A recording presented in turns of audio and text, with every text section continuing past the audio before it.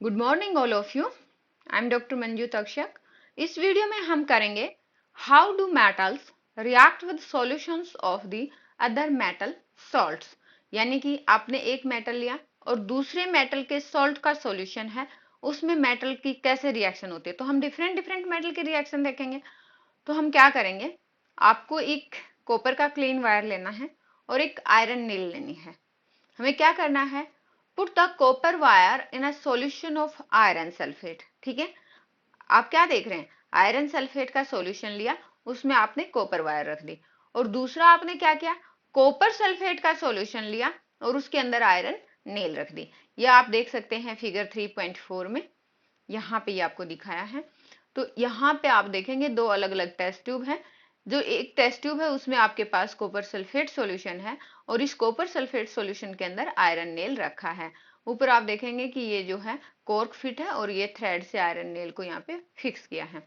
जो दूसरी test tube है उसमें आपका आयरन सल्फेट सॉल्यूशन है और इसके अंदर कॉपर वायर को रखा है with the help of the thread इस टेस्ट ट्यूब के अंदर। अब आपको ऑब्जर्व क्या करना है, आप क्या है 20 मिनट्स के बाद अपनी ऑब्जर्वेशन रिकॉर्ड करेंगे। तो सबसे पहले आप क्या देखेंगे कि in which test tube did you find that a reaction has occurred. वो आपको कैसे पता चलेगा, on what basis can you say that a reaction has actually taken place. आपको कुछ तो चेंजेस दिखेंगे ना जिसके बेसिस पे आप ये बता पाएंगे कि यस इस टेस्ट ट्यूब में रिएक्शन हुआ है और इस टेस्ट ट्यूब में रिएक्शन नहीं हुआ है। अब can you correlate your observation for activities 3.9, 3.10, 3.11। कैसे, मतलब रिएक्शन हो रही है, जैसे आपका कुछ कलर चेंज हो रहा है या आपकी हाइड्रोजन गैस रिलीज हो रही है या कुछ बबल्स फॉर्मेशन हो रहे हैं, ये सब आप ऑब्जर्व करेंगे। उसके बाद आपको क्या करना है, ये right a balanced chemical equation for the reaction that has taken place. आप ये देखेंगे कि कौन सी टेस्ट ट्यूब में रिएक्शन हुई है और जो रिएक्शन हुई है उसके लिए एक आप बैलेंस्ड केमिकल इक्वेशन लिखेंगे और उस रिएक्शन का टाइप भी लिखेंगे, क्योंकि हम चैप्टर 1 में टाइप्स ऑफ रिएक्शन देख चुके हैं। तो यहाँ पे आप क्या देखेंगे, अगर आप थोड़ा सा भी अगर आपको ध्यान हो तो हमने ये देखा था चैप्टर 1 में कि जब कॉपर सल्फेट सॉल्यूशन के अंदर हम नेल्स डालते हैं, आयरन नेल, तो जो आयरन नेल है उसका कलर चेंज हो जाता है, कॉपर सल्फेट सॉल्यूशन का ब्लू कलर फेड हो जाता है। और हमने ये भी देखा था कि ये क्यों हुआ था, क्योंकि यहाँ पे आयरन जो है कॉपर को डिस्प्लेस कर देता है। तो ये किस टाइप की रिएक्शन हुई, डिस्प्लेस रिएक्शन हुई। देखो आपने चैप्टर 1 में क्या पढ़ा था कि जो मेटल्स ज्यादा रिएक्टिव हैं they can displace less reactive metals from their compounds in solution or in molten form। तो यहाँ पे आपका सॉल्यूशन फॉर्म है, ये कॉपर सल्फेट है। ये हमने पढ़ा था कि आयरन जो है कॉपर को बोलता है कि भाई कॉपर तू यहाँ से हट, सल्फेट के साथ मेरी दोस्ती ज्यादा है। या हम यूं कहें कि आयरन जो है धक्के मार के कॉपर को बाहर कर देता है और सल्फेट के साथ खुद बैठ जाता है। तो इसका मतलब कौन पावरफुल हुआ, आयरन और कॉपर में कौन ज्यादा पावरफुल हुआ, आयरन पावरफुल हुआ।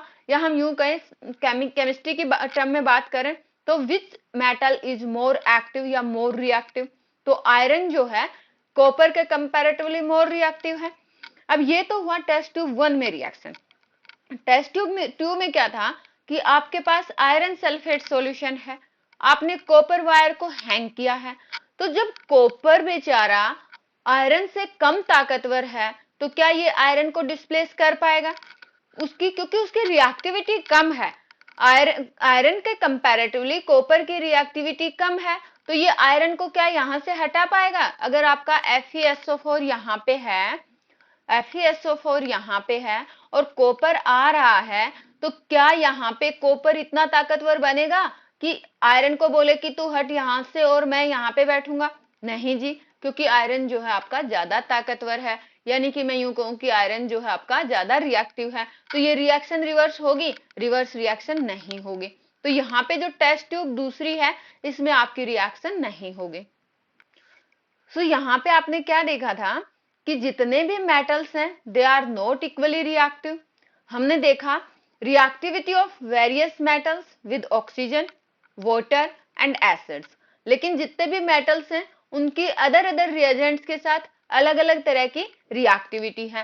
सो we were not able to put all the metal samples we had collected in decreasing order of their reactivity, क्योंकि हमने अभी तक ऑक्सीजन के साथ देखी, कुछ मेटल ऐसे हैं जो ऑक्सीजन के साथ ज्यादा रिएक्टिव हैं, कुछ ऐसे हैं जो वाटर के साथ ज्यादा रिएक्टिविटी शो करते हैं, और कुछ ऐसे हैं जो एसिड्स के साथ ज्यादा रिएक्टिविटी शो करते हैं।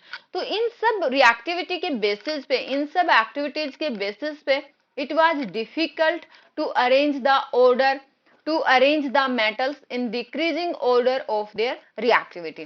बट जो डिस्प्लेसमेंट रिएक्शन है, जो ये वाली रिएक्शन जो हमने चैप्टर 1 में की थी, यहाँ पे आयरन ने आपका क्या किया है, आयरन ने कॉपर को डिस्प्लेस किया है इस रिएक्शन में। इस टेस्ट ट्यूब के अंदर हम इसको अगर टेस्ट ट्यूब ए मान लेते हैं, अगर हम इसको बोलते हैं कि ये टेस्ट ट्यूब ए है, तो टेस्ट ट्यूब ए में रिएक्शन हुई है और टेस्ट ट्यूब बी में रिएक्शन नहीं हुई है, क्योंकि यहाँ पे जो कॉपर है that is less reactive than iron, तो वो आयरन को सब्स्टिट्यूट नहीं कर सकता, डिस्प्लेस नहीं कर सकता है। तो यहाँ पे जो डिस्प्लेसमेंट रिएक्शन है, this reaction give better evidence about the reactivity of the metals. So यहाँ पे सिंपल है और इजी है कि हम यूं कहें कि अगर कोई मेटल ए किसी मेटल बी को उसके सॉल्यूशन से डिस्प्लेस करता है, तो इसका मतलब मेटल ए जो है वो ज्यादा रिएक्टिव है कंपेयर टू मेटल बी। तो यही बात बोली गई है कि if metal A displaces metal B from its solution, then metal A is more reactive than B. यहाँ पे अगर हम देखें कि मान लो ये मेटल ए है प्लस बी मेटल का सॉल्ट सॉल्यूशन है, दोनों के बीच में रिएक्शन हुई, मेटल ए बोलता है कि भैया मैं ज्यादा ताकतवर हूं, मैं ज्यादा रिएक्टिव हूं, सॉल्ट सॉल्यूशन से बी को रिमूव कर देता है और ए जो सॉल्ट सॉल्यूशन है उसके साथ ए जो है फिट हो जाता है। तो यहाँ पे metal A plus salt solution of B, अगर आपका प्रोडक्ट आता है salt solution of A plus metal B, तो इसका मतलब क्या हुआ कि जो ए मेटल है आपका वो बी से ज्यादा रिएक्टिव है।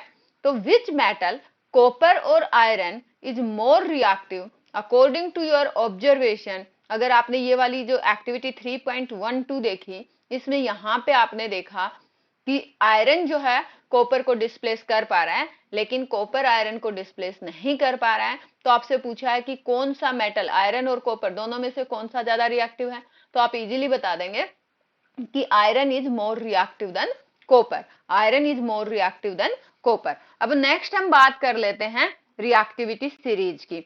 तो रिएक्टिविटी सीरीज क्या है? एक्चुअली रिएक्टिविटी सीरीज एक ऐसी लिस्ट है जिसमें डिफरेंट मेटल्स को अरेंज किया गया है in order of their decreasing activity. तो रिएक्टिविटी सीरीज क्या है? This is a list of metals arranged in order of their decreasing activity.